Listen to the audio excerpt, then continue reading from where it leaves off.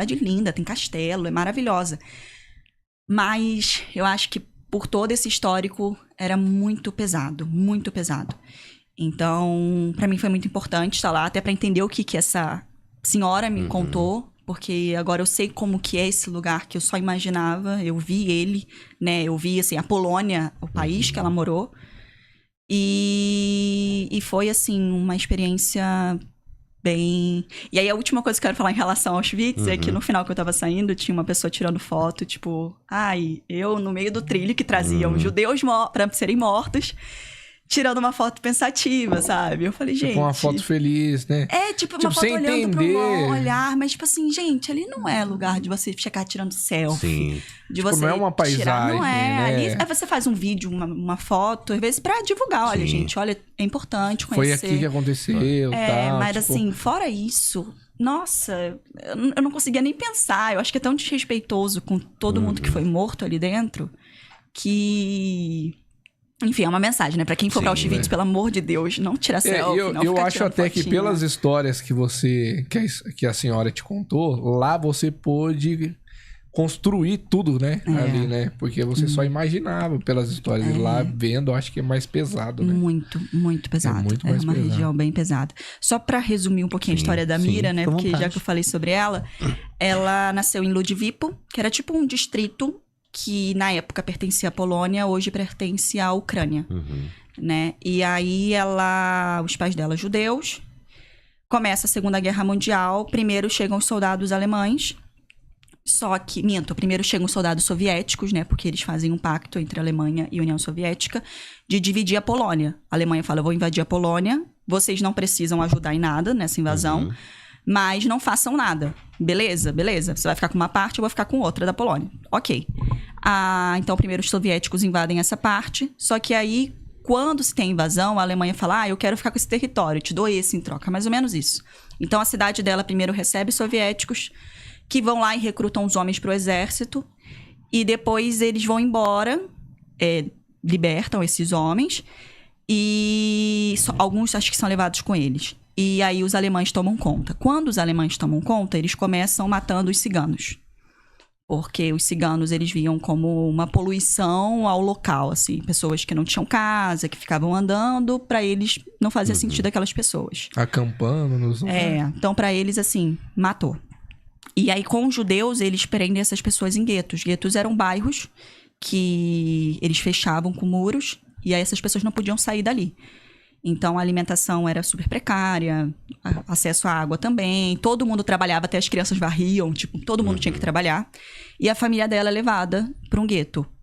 No dia que os alemães determinam que iam matar todo mundo ali dentro, o pai dela parece que tinha saído no dia anterior. Porque tinha aquele jeito assim, você dá um jeitinho de fugir e voltar, para pegar comida, trazer coisa. E aí, quando ele voltou, ele viu que tinha uma confusão acontecendo ali no meio. E ele foi lá buscar saber o que estava acontecendo. Nessa, o pai dela foi levado com um grupo grande para um local que tinha uma vala, que era tipo uma montanha, e foi morto. E aí ela e a mãe, elas se escondem na casa de uma vizinha.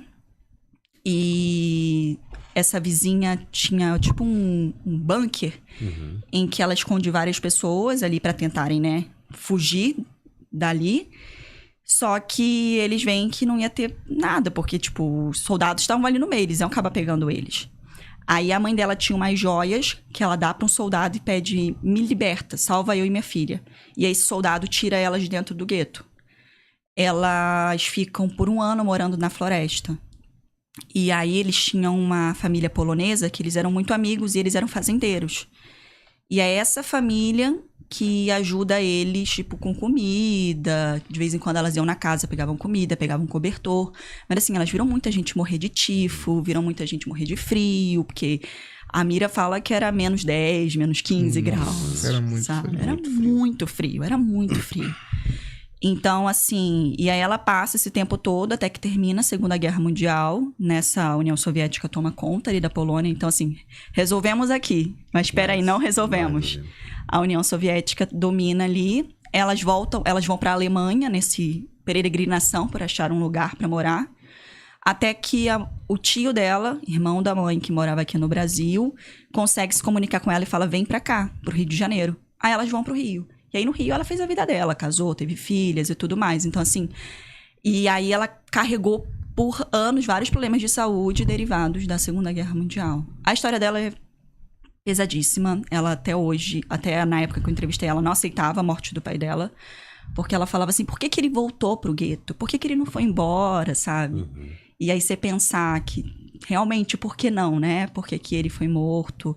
E aí depois ela viu que realmente ele foi no dia lá da vala, ele não escapou, ele foi morto lá. E ela nem chegou a conhecer, tipo, ela nunca quis ir em Auschwitz. Ela nunca quis ir.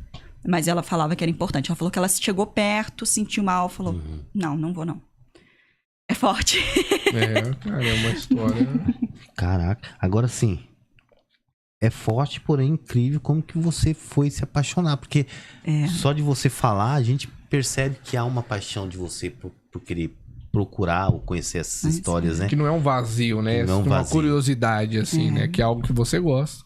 É muito, assim, eu acho que, se eu não me engano, são mais de 100 livros sobre nazismo, sobre Segunda Guerra Mundial, sobre relatos de sobreviventes, análises da comunicação, do Hitler, porque muitas pessoas às vezes não sabem disso. O Hitler, ele nasce numa cidade austríaca e ele vai para a Alemanha durante a Primeira Guerra Mundial, porque ele sempre teve um amor muito grande pela Alemanha, acreditava muito nesse Império Alemão.